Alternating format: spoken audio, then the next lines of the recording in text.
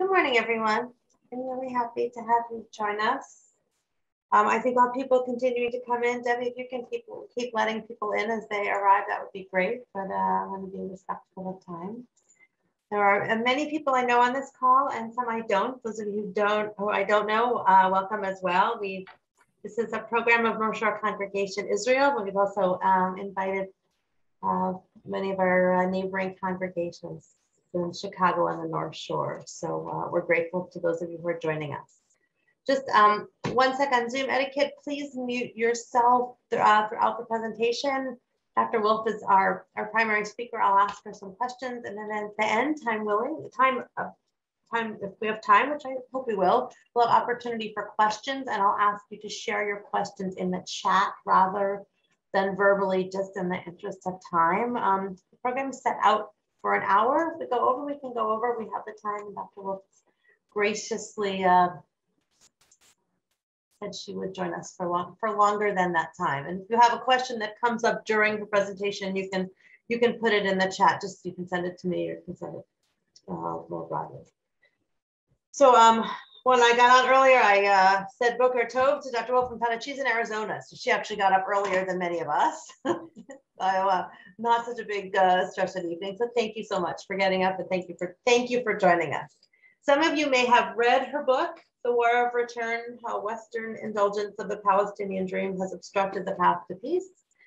Some of you may not have. If you haven't, I encourage you to read it. It is a challenging and fascinating, incredibly researched read, and I'm looking forward to us learning this morning with Dr. Wilf from her research, from her book, and to answer tough questions. She's put out tough answers.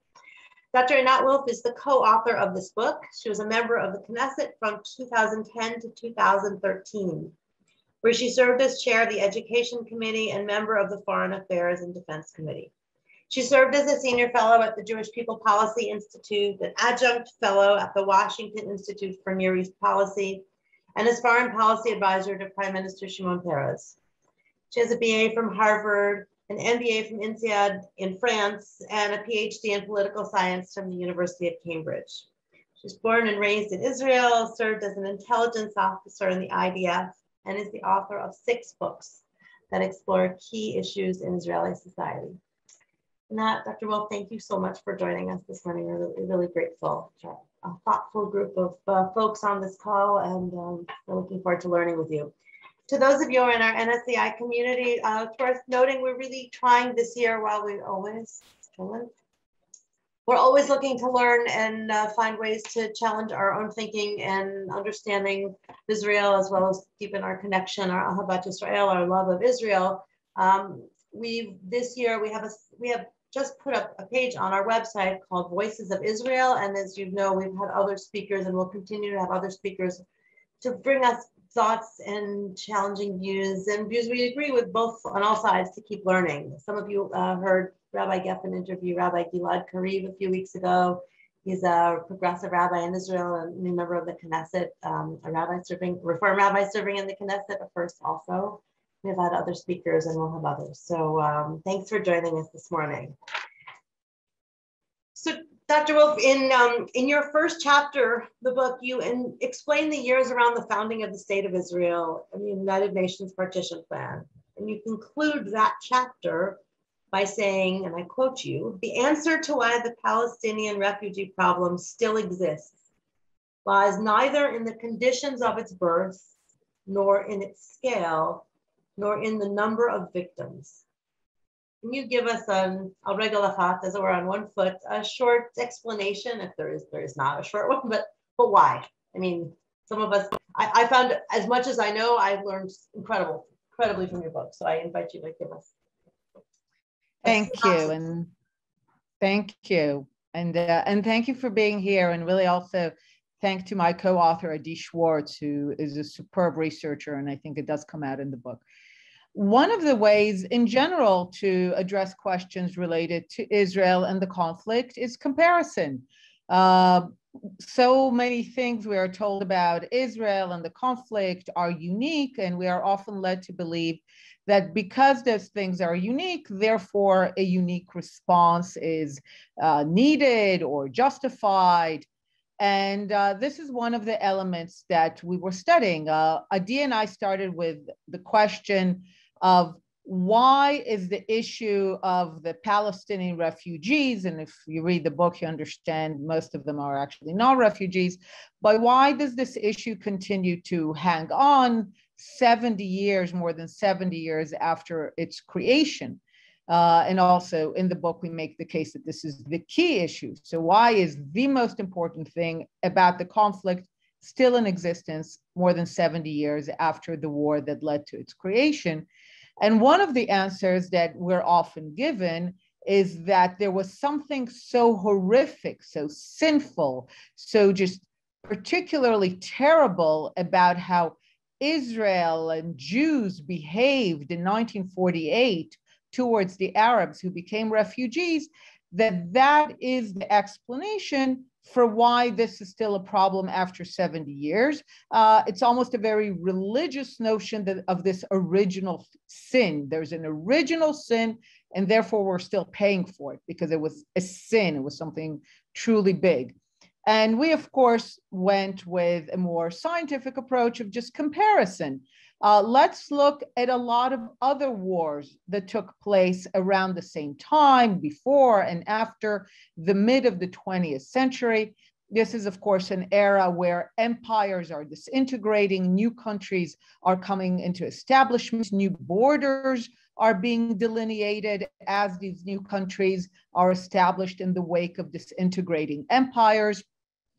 And what, of course, we see is that there's literally nothing special about what happened around the War of 1948. An empire disappears, initially the Ottoman, finally the British, new states emerge, borders are being delineated, in this case, the partition plan, as in many other partitions and ends of empires and emergence of new states, borders are not agreed upon, war ensues. In the process of war, people are displaced, often just as a result of war. And this is also what we show in the book. The vast majority of the Arabs of the land, later to be called Palestinians, the vast majority of them flee as the war begins or as the war gets closer. Some expulsions happen in the end, mostly as a result of military confrontation. Nothing unique about it. We compare the scale, we compare the percentages, we compare the level of violence. There's literally nothing special in the war that led to the creation of Arab refugees. I'm sure you know there were Jewish refugees. I'm not talking about Jews who were expelled from Arab countries later in revenge for the outcome of the war, but in the course of the war itself, Jews were expelled from the West Bank, from the Jewish quarter of Jerusalem, from Gaza. So this happens in all wars. And as a result, we come to the simple conclusion that if you're looking to create a narrative of sin, that there was something particularly evil or sinful in Israel's creation that led to what we now kind of everyone knows, the Nakba, the catastrophe. I'm teaching a course in Georgetown this semester as a visiting professor on Zionism and anti-Zionism. And one of the things I do in this course is I insist on reading primary materials. It's amazing. The person who coined the term the Nakba, the disaster, Constantine Zureik, an Arab Christian, the Nakba is very clear. What he calls the Nakba shortly after is not what we think of it now as this kind of dispossession of innocent people who did nothing. The Nakba, as he opens his essay, is that 7 Arab armies sought to subjugate Zionism and went back impotent. That's the Nakba. He says, this is the disaster. The disaster is we try to defeat Zionism, we tried to prevent a Jewish state, and we failed. Over the years, it has mutated into this notion of almost like a secondary Holocaust. But no, the disaster at the time and the way it was perceived by the Arab world is the failure to annihilate Israel. That was their disaster. So when you go to the source itself, when you go to the moment itself, there's literally nothing about what happens to the Arab refugees that would merit a notion that there was something particularly sinful, that a Nakba is particularly disastrous compared to Poles and Ukrainians and Hindus and Muslims in the Indian subcontinent and Greeks and Turks. And you go through all these wars, all these people, absolutely nothing sinful or unique about what happened to the Arabs. So why then is the issue of return continue to be misunderstood, and by sophisticated folks who are just relatively, I mean, after reading your book, one could come out and say, oh, we've been clueless all these years about the unstated Palestinian goal, that really that there is no Jewish state. I mean, that's the issue, that all these negotiations have been great, but we've missed the point. So why is this still the issue? So this is still the issue because of the point that, like you said, we missed for so long. And this was really the basis for writing the book. Adi and I both come from very left-wing peace camp backgrounds. Adi was a senior editor at Haaretz for many years. I worked with Yossi Beilin, the architect of the Gaza Accords, Shimon Peres. I was a member of the Labor Party, very kind of member of the Israeli peace camp of the Israeli left. And of course, for many years, we believed the famous formula of land for peace. If Israel would only hand over land, it would get peace. Really simple formula, very attractive, and one that served as the basis for all negotiations. And like many Israelis, I voted for Rabin, and I was very happy, nearly euphoric, when Ehud Barak was elected on a platform of making peace. And he went to Camp David to make peace. And he puts on the table a proposal that we were told is everything the Palestinian wanted. They were going to have a fully sovereign state. So if we are told that the occupation is the problem, that was going to end. And if we're told that settlements are the problem, well, the Palestinian state was going to have no settlements. Settlements were either going to be dismantled or exchanged for equivalent land. The capital was going to be in East Jerusalem, including parts of the old city.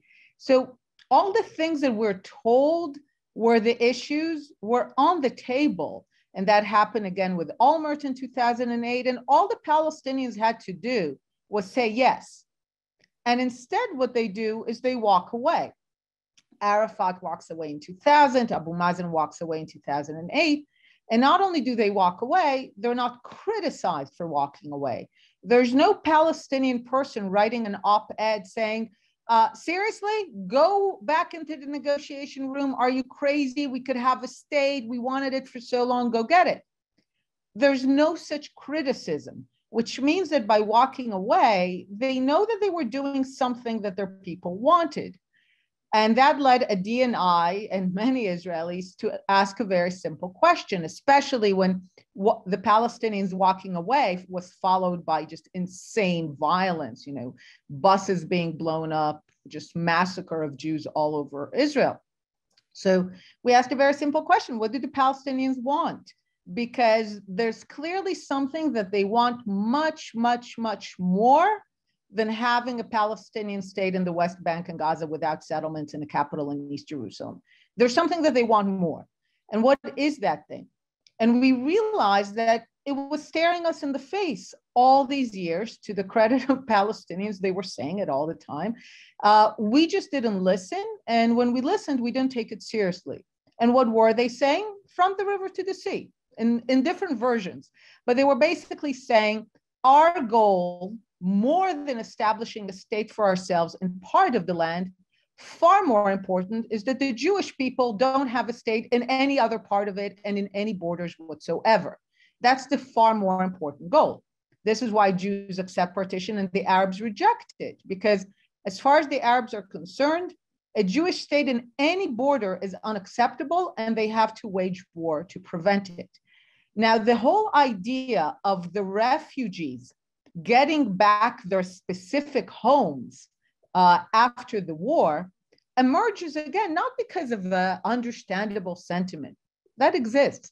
It emerges as a political program to undo the consequences of the war. The message basically is, okay, we may have failed in 1948 to prevent the establishment of a sovereign Jewish state, but it doesn't mean that it's an acceptable outcome.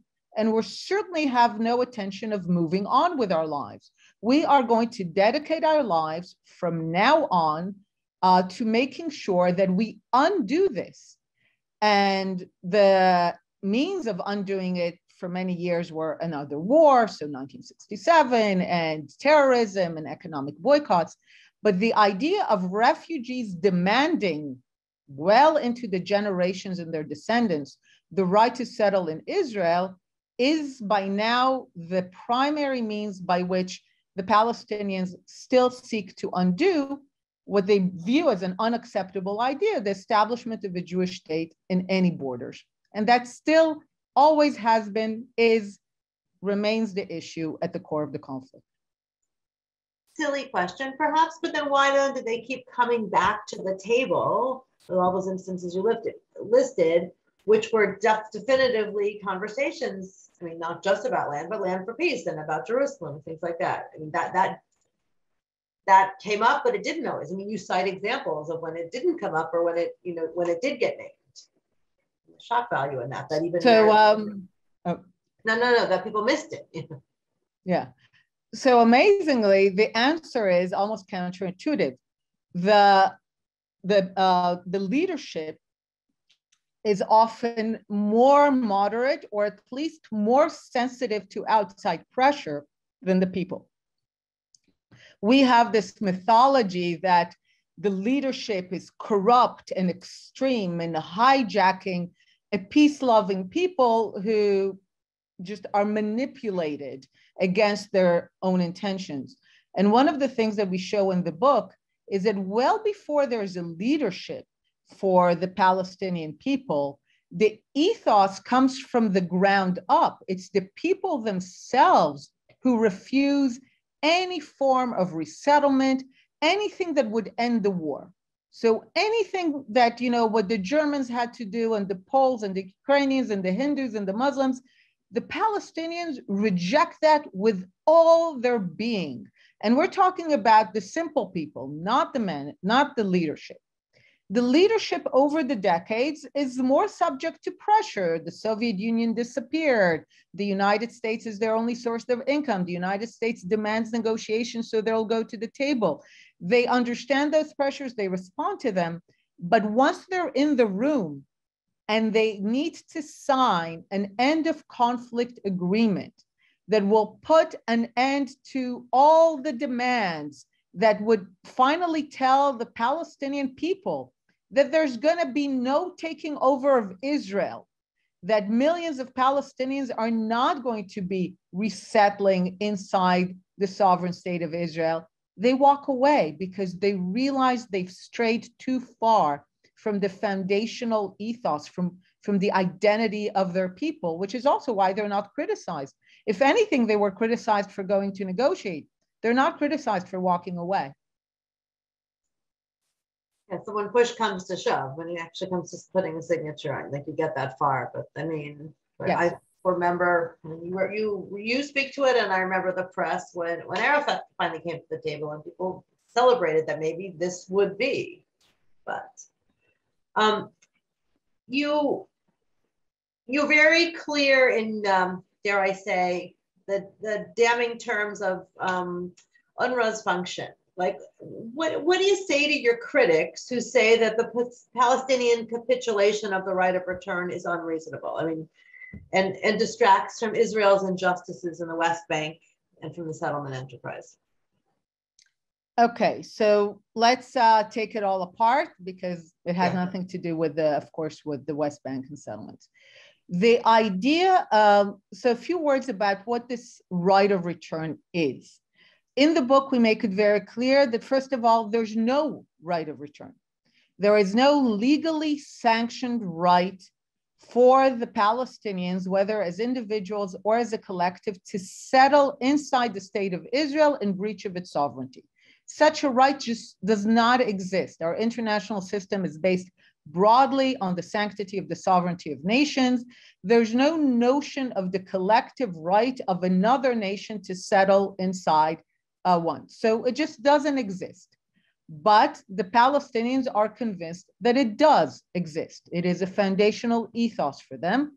They believe that it's a right. They even give it a status of being holy and sacred. They believe that each one of them and their descendants, because by now the original people who fled in 1948 are very few.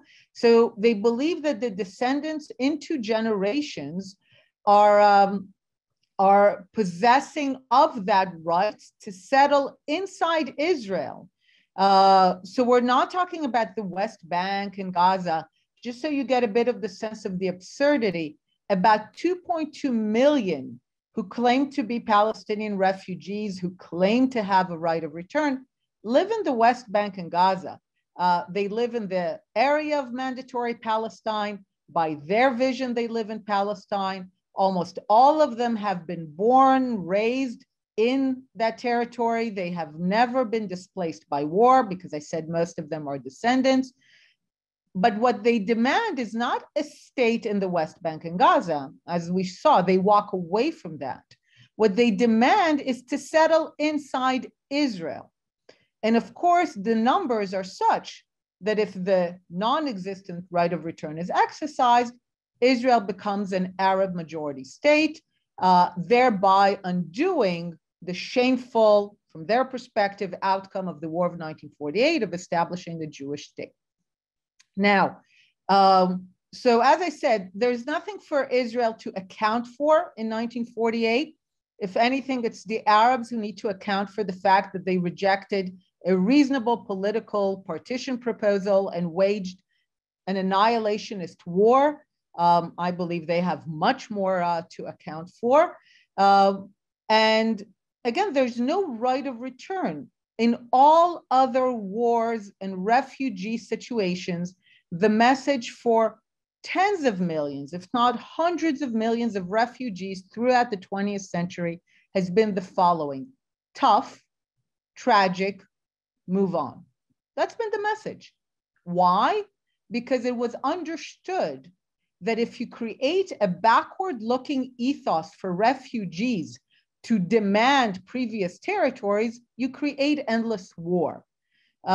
In the book, we compare between UNRWA, the temporary agency created to settle the Arab refugees, and UNRWA, the temporary agency created to settle the Korean refugees. It's about the same time. The UNRWA settles 3 times the number of Arabs. So 2 million Koreans are resettled. It does it in 3 to 4 years with about a quarter of the budget of UNRWA. There are no slum neighborhoods of angry Koreans seething on the border with North Korea demanding back their home. The Palestinians could have been South Korea if they had adopted the ethos, which was the ethos of all other refugees throughout the 20th century, which is move on, move forward, as much as it's sad and tragic. And I do think that the Palestinians are unique in that their complete refusal to move on had to do with the fact that the state of Israel is Jewish. You know, all other borders that were established at the wake of the Ottoman Empire, Lebanon, Syria, Jordan, Iraq, those are also creations of the same process of the dismantling of the Ottoman Empire and transition to local states. The idea of a Jewish state was particularly offensive, which is why the people themselves refused to let it go. And as we show in the book, unfortunately, the West indulged them for a variety of reasons in this idea that they can refuse to move on forever. And everyone else got the message that they need to move on. And as we show in the book, other refugees suffered more difficult wars, greater atrocities, terrible expulsions, and they still got the message of move on. So why should the Palestinians be allowed to continue for generations with this notion of we refuse to move on and we want to undo the war of 1948? So we in the West, which is a really big, broad category, frankly look like we've either stuck our heads in the sand or willfully missed it, or been completely clueless. I mean, if you look at, you give many pages to UNRWA, to the United Nations, to the funding of this, to the funding of humanitarian and other aid to people who are already settled in other nations. And we look, I mean, any of us can look at the press, look at movements in the United States, look at college campuses. We see that Israel gets looked at differently. But why is that able to continue? So I've invented a word for it, and I introduce it in the book. I call it West-plaining, which, a bit like mansplaining, conveys the same attitude of thinking that you know better than the person themselves who's speaking for themselves. So as I said, the Palestinians, to their credit, have been very clear. One of the most interesting things about the reception of the book was the reception of the book by Palestinians. They were, of course, angry at our recommendations, which were move on and the war is over, but they never challenged the premise being that the most important thing to their identity is the notion that they are refugees possessing of a right to settle inside Israel, the so-called right of return. In many ways, the reviews of the book by Palestinians could be summed by the word of Homer, the Simpsons Homer, duh. I mean, this was the message. The message was like, seriously? It took you so long to figure out that this was the most important thing to our identity, to who we are, I mean, we've been telling it all the time. So like you, I was trying to understand, so what's going on in the West? And of course, I also said, I was also clueless in the sense that in the 90s, I thought it was about land for peace. I thought it was about the settlements, about the occupation, about Jerusalem. And I think in the 90s, in many ways, it was still a legitimate worldview, because you could argue that we didn't give it a shot, or at least not recently. You could argue, which was when it comes to the idea of refugees and the right of return, that when the moment comes, when the Palestinians will get a decent offer to have their state, they will trade away the idea of return for a state. But I think now it's not really a legitimate worldview, in the sense that we have by now at least 2 instances, if not more, that Palestinians have done exactly the opposite. Rather than trade away the right of return to have a state, they've repeatedly traded away a state in order to keep fighting for return and from the river to the sea. So by their behavior, they were showing their preference, and also by their actions and their words. So this West-plaining attitude is when Western diplomats and journalists, basically contrary to what Palestinians themselves are clearly saying, are saying things like, oh, they don't mean it. They know it's not going to happen. They're delusional. And I always tell them, they're not delusional. They're not irrational. Palestinians look at the map. They look at about 7 million Jews surrounded by about 500 million Arabs, nearly 1.5 billion Muslims, and they do not irrationally conclude that the Zionist experiment will not last. They're like, one way or the other, the land will revert to being Arab from the river to the sea. We just need to wait out the Zionists. So it's not an irrational worldview, but Western diplomats treat it this way, and they say things like, it's a negotiating chip. And as I said, this is clearly empirically disproven. I think the problem is, a small sideway, I've written books on a variety of issues, from Israeli electoral system to the education system to this. And I wondered at one point in my life, is there a connecting thread between these very different books? And I realized that they all have the same underlying message, which is there are no shortcuts, which is not a message I think most people like. We like the idea of land for peace because it's simple and quick. and maybe hard to achieve, but it's simple and quick to do once you decide to do it. We saw it in Sinai, we even saw it in Gaza. But to tell what we're saying, this book is still about how to get to peace. It's not a book about saying peace is impossible. It's a book that says, if you truly want to get to peace, and not just, like you said, put your head in the sand, then this is the path. And the path to peace is about changing the fundamental Palestinian ethos that Israel is illegitimate, that they are eternal refugees who will one day take back Israel and will make it an Arab land from the river to the sea. The Palestinian ethos has to be transformed from a destructive one that first and foremost seeks the destruction of Israel, into a constructive one that says our priority is to have a state next to Israel rather than instead of Israel. This is a process that would once begun, it hasn't even begun, but this is a process that once begun. We compare it to what happened to the Germans who were expelled from Poland. It takes at least a generation to get over to see that transformation.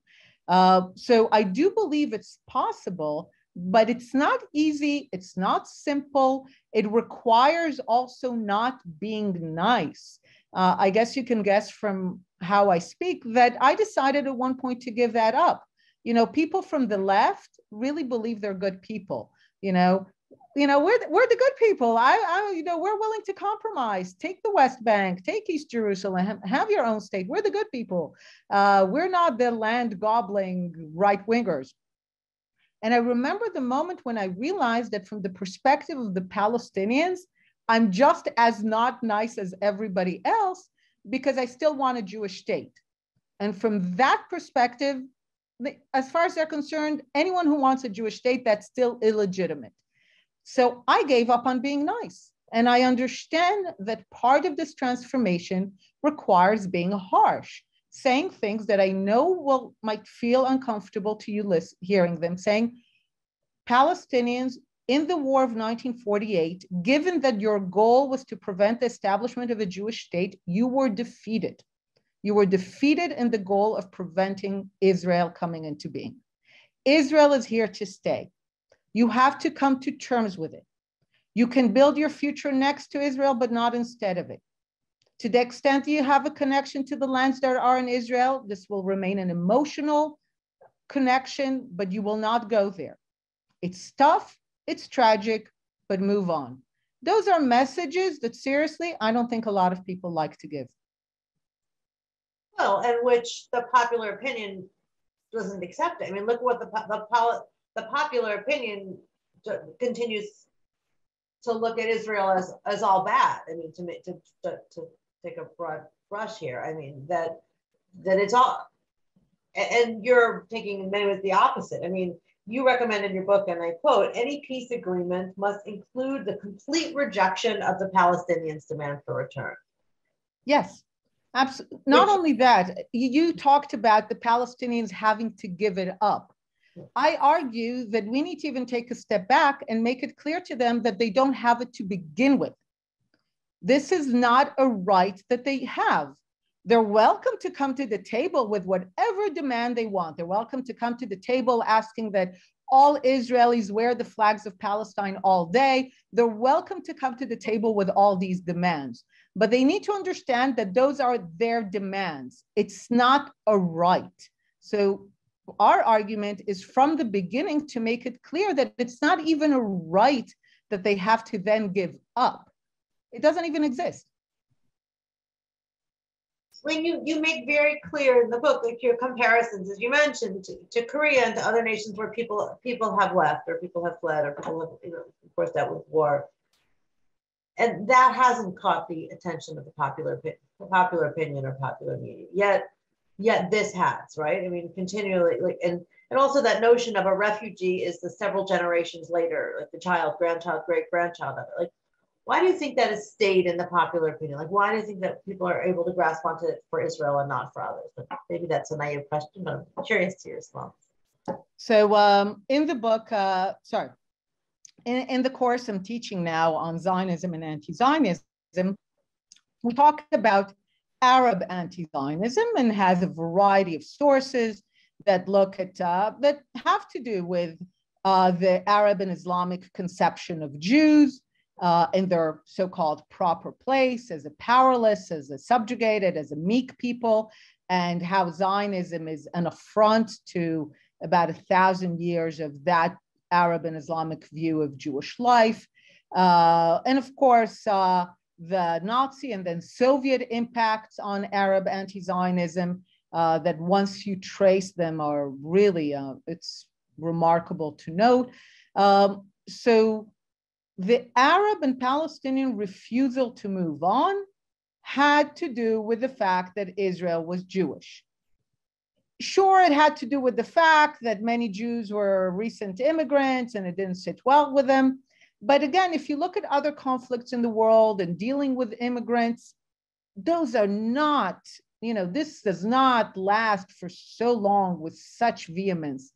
This has to do specifically with Israel being Jewish. And then, of course, it plays very well into the Western notions of, and the West in many ways is secularized Christianity, with the Western notion of the Jewish original sin, the Jews as the eternal carriers of sin, the Jews as a fundamentally morally failed people, the blood libels, the children, all of these ideas continue to just capture the imagination of the West. And when you bring them together with the very bigoted Arab anti-Zionism, then it just captures the popular imagination.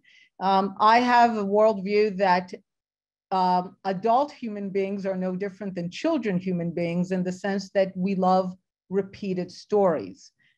Kids like to hear the same story again and again and again, but so do we. Not necessarily in books, but in our media, in our popular culture. We are comforted by the repeat of certain stories. And in the West, the repeated story of the morally failed Jew, of the nefarious Jew, of the Jew behind which all good intentions are but a mask for something nefarious, continues to capture the popular imagination. Arab anti-Zionism that has its own sources has been able to merge with that in a very powerful way. But this is why our book is so focused on research and international comparisons in order to demystify all of these things. And I think, I do think it's one of the most effective things we do in the book, that once you look at all those comparisons, you do realize the extent to which the obsession with Israel is unique. I have a colleague who says, Zionism is not special. There's nothing special at the end of the 19th century as empires disappear of people wanting self-determination in their historical homeland. He says, Zionism is not special. Anti-Zionism is special. Anti-Zionism is the one that needs to be placed on the docket, not Zionism. Yeah, when you look at the history of the national movements, we fit right along in that history. It makes a lot of sense. But the response to it is radically different, for sure. For those of you who may have questions, I invite you to put them into the chat. I will merge them if they're similar, or I get in as many as we can. I'll invite you to type that in at this point.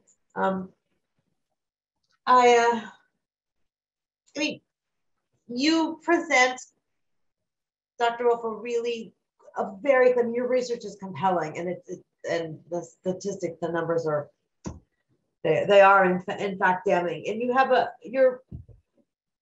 a recommendation for peace, and you suggest that UNRWA should be dismantled and the Palestinians should give up the demand for return. Great. I don't mean to be simplistic, but really? What are you feeling about that on the ground? And those of you who have questions, I invite you, as you're listening, if you have questions, to add them into the chat at this point. So the answer is yes, really. Believe me, I'm aware, having spent the last few years in trying to change policy, of the numerous obstacles. And I have to say, ironically, that these days, my greater hope comes from the Arab world rather than from the West. I think because of all the reasons I mentioned, I think it's incredibly difficult for the West to tell Palestinians all those harsh messages that I said.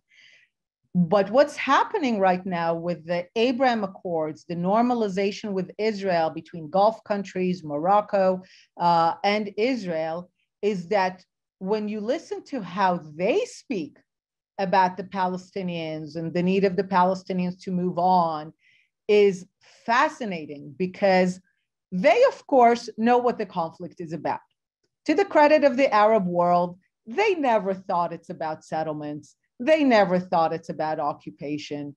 I mean, here and there, they used it very effectively in the West, but they knew that fundamentally the conflict was, as I say, between Jewish Zionism and Arab anti-Zionism, and that this is the conflict, and that this is the essence of the conflict, and that the Arab worldview for decades has been that a Jewish sovereign state in any borders in the Middle East is absolutely illegitimate. They know that this is what the conflict is about, and they know that the Palestinians were not the cause of it, but in many ways, the kind of the tail end of it.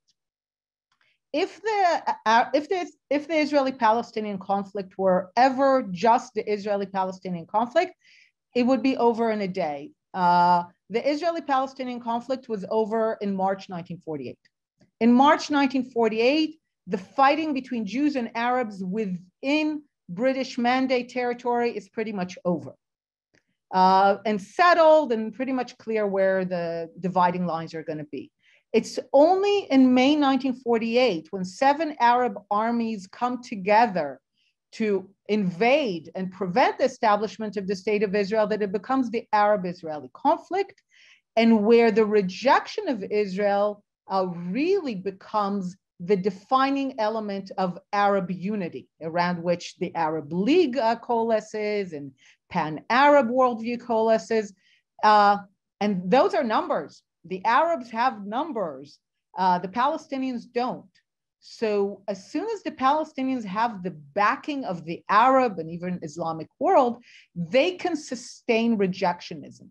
They can sustain decade after decade saying no to Israel, fighting Israel, because someone has their back.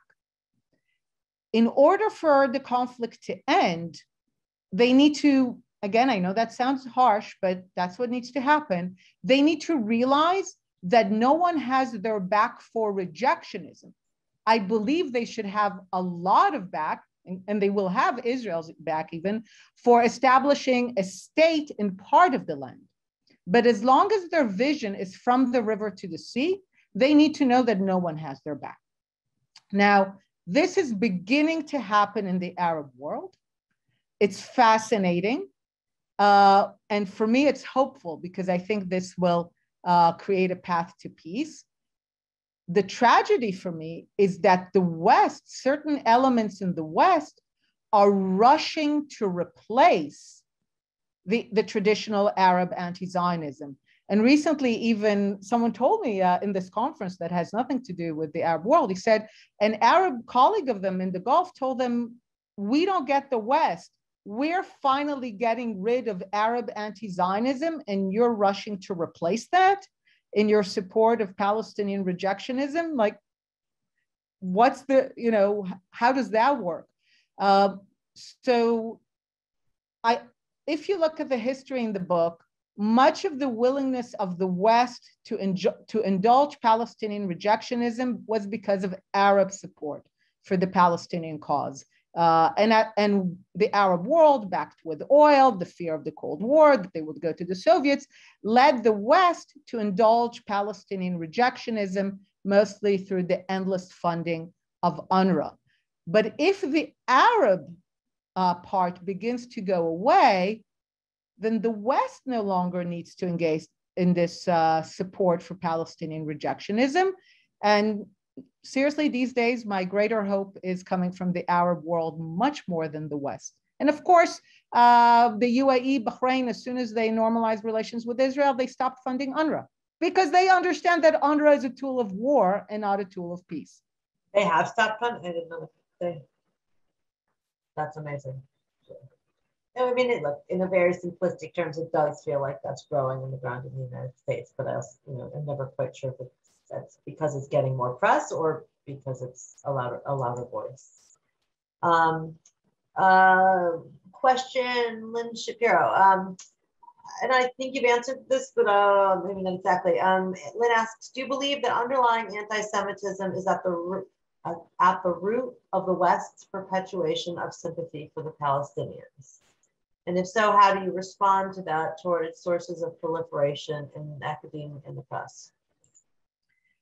I would say that it's a latent force that is used and abused in particular moments of crisis in the host body, in the host society.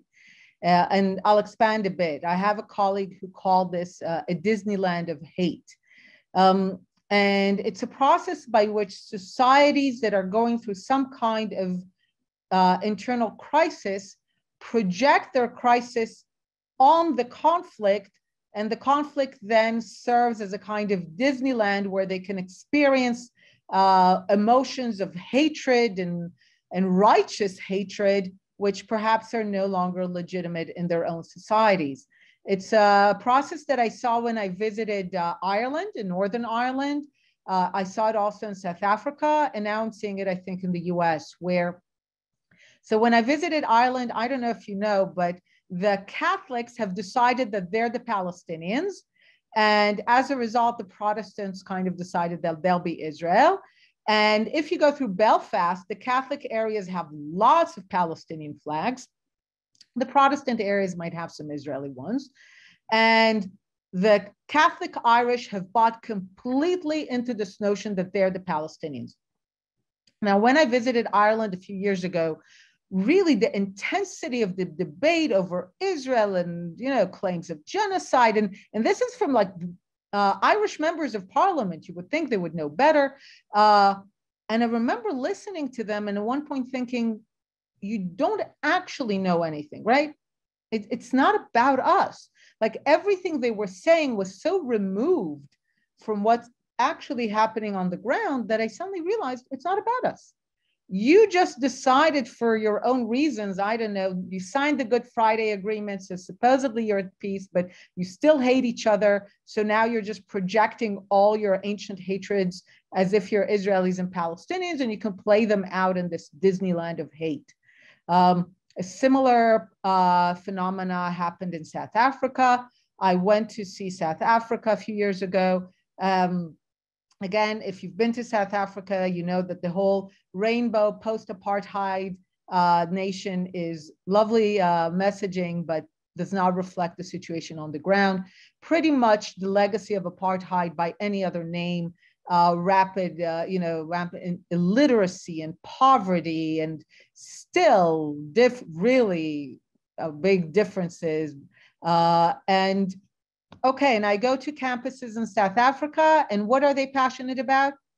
Fighting apartheid Israel. And I'm thinking, have you looked at your own backyard? And then I realized their parents fought against apartheid, had all the glory, and they're stuck with the drudge word of illiteracy and poverty and discrimination. And it's just much more fun to, again, buy a ticket to this Disneyland of hate and fight apartheid Israel.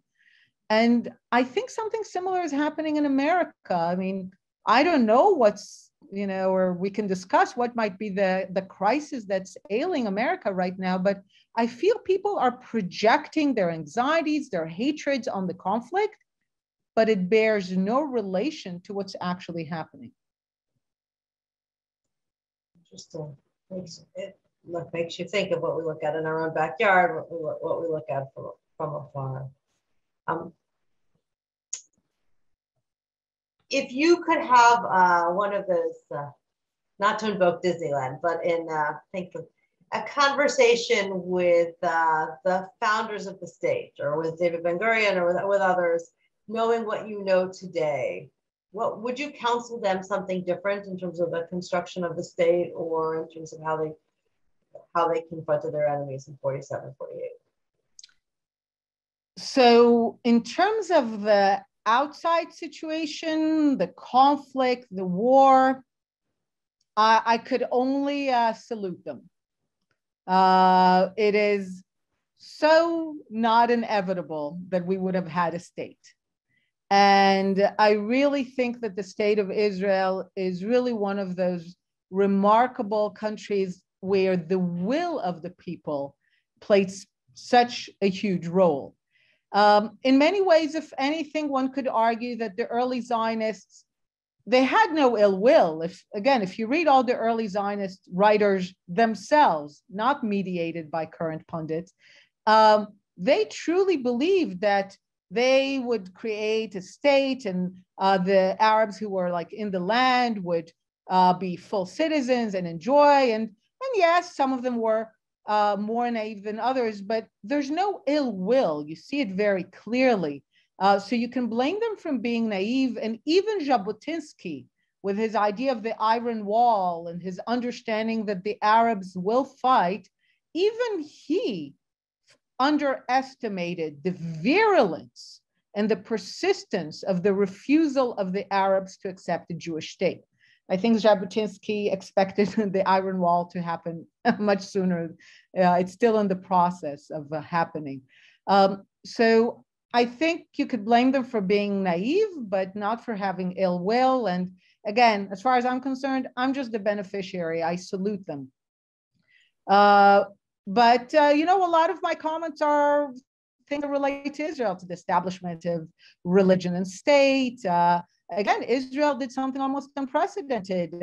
Arabs who had a moment before rejected the state and fought against it, those who were in Israel's borders or ceasefire lines became citizens. That's also amazing for a very young, embattled country to do. So I think a lot of remarkable things, mostly just underestimating how virulent the kind of ongoing refusal to engage is going to be. A question from our participants. Thanks, Rick. In your opinion, what explains the ongoing blindness of Jewish organizations such as J Street, Jewish Voice for Peace, if not now, to the real nature of the conflict and their anti-Israel advocacy?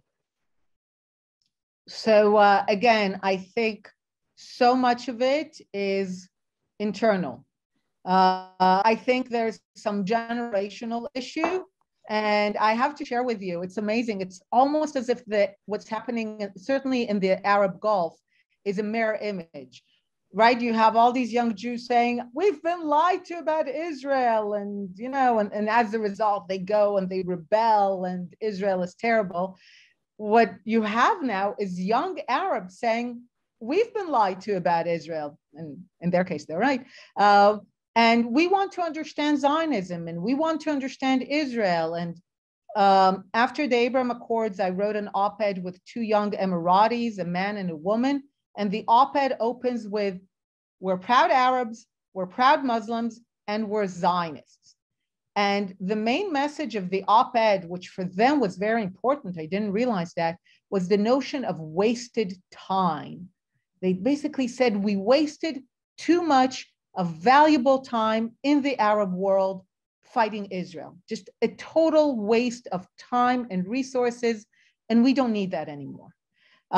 So I think, amazingly, you have a certain generational rebellion part of it in America. Another phenomenon which I'm much more worried about is just the massive pressure to conform. I've named that phenomena, I call it the pound of flesh. The pound of flesh phenomena, which Shakespeare, of course, reversed, but mostly it's the Jews who need to give up the pound of flesh, is when Jews are basically asked to give up the pound of flesh, which is a metaphor for mutilating an aspect of their Jewish identity in order to conform, in order to be accepted, in order to get an entrance into certain circles.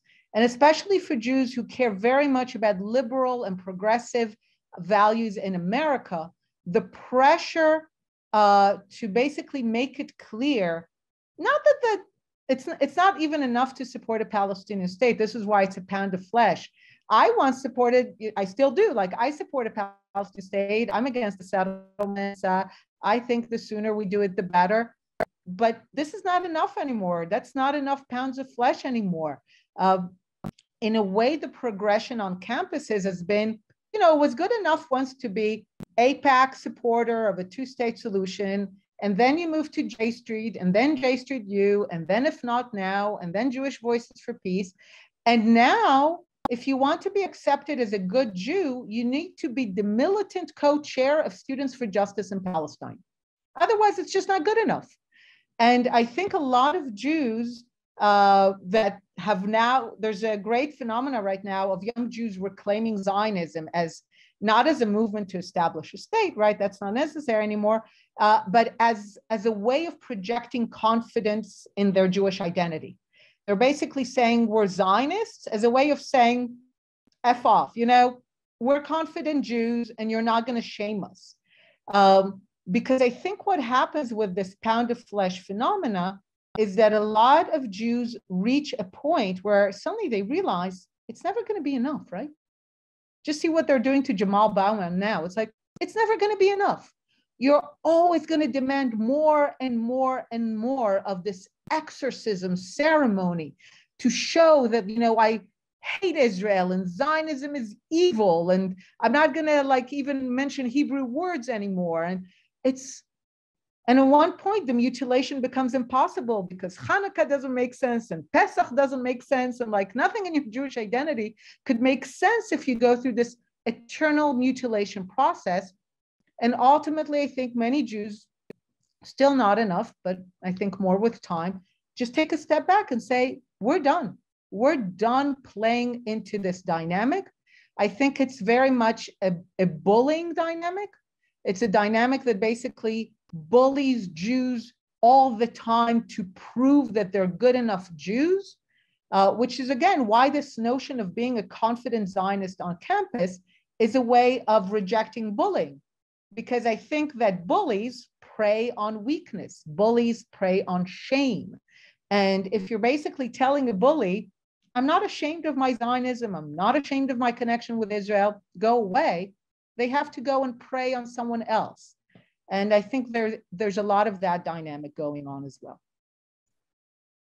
Which is fascinating in an American time, right? Because if you look at the first half, roughly the first half of the 20th century, and American Jews, particularly those who had immigrant backgrounds, struggling with Zionism in terms of not wanting to be accused of dual loyalty, right? And so not wanting to proclaim Zionism there. And then, we wrestle with this, looking at kids going to college campuses and feeling like they don't know enough and don't want to enter the conversation or are scared of the conversation. So if you can assert it, that you're in the conversation or you don't care, it is a very different statement. Debbie Coates' question, how do you access Iran's part in the Disneyland and when might it change?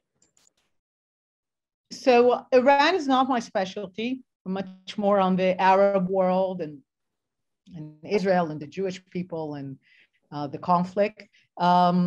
But what I can say is this: Iran, in order to understand Iran, we need to understand that Iran represents a minority in the Arab world, the Shia minority, and most of the Arab world is Sunni, and it's a minority that's generally been considered an illegitimate form of Islam.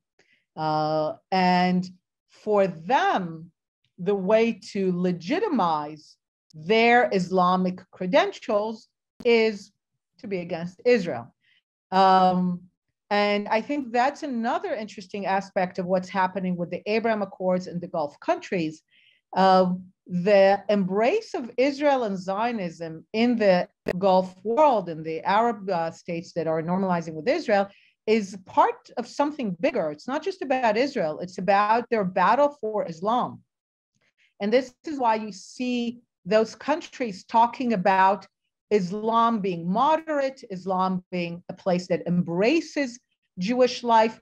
I don't know if you follow, but it's fascinating. Ever since the normalization agreements, The UAE, Bahrain, even Morocco, they want to show that they really love Jews. So they found the 5 Jews that are expats in the UAE because they don't have like a Jewish presence. They found the 5 Jewish expats, and they've been celebrating all the Jewish holidays with them now. And it's all on Zoom. And you have all these Emirati and Bahraini officials lighting candles. And they're celebrating the first Jewish wedding that happened in the UAE a couple of weeks ago. And it kind of, for me, it clicked because, you know, we have all this debate, is anti-Zionism, anti-Semitism. And at one point, I just decided to settle the debate on empirical grounds. You could see I like empirical stuff. So I said, look, I can make the case, I teach these things, that anti-Zionism does not have to be anti-Semitic. I know the theoretical case. In practice, every society, country, organization that became virulently anti-Zionist, in short order, saw no Jews. Okay? So call it whatever you will. When the Arab world became anti-Zionist, within a decade, no Jews. 1 million Jews who lived in communities that preceded Islam from the time of the Babylonian exile, gone, in some cases overnight, in some cases took a decade, but that's it. The countries turned anti-Zionist, no Jews. The Corbyn Party, the Labour Party in the UK turned anti-Zionist. Jews had to leave or felt threatened.